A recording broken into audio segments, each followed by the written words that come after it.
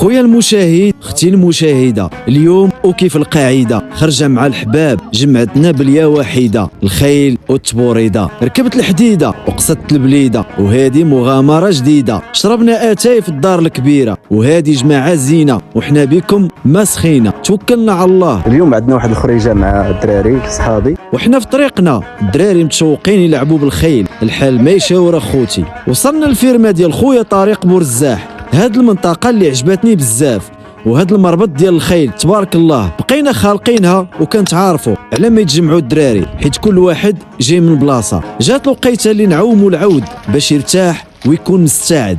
نشبنا وسرجنا الخيل. عام مشيتي مثلا شي موسم؟ مشينا لتادله، مشينا حتى قيفره ما خلينا، كلشي كيلبس وكيوجد باش تكون الركبه على حقها وطريقها، مع التحفيز ونصائح المقدم دعيمه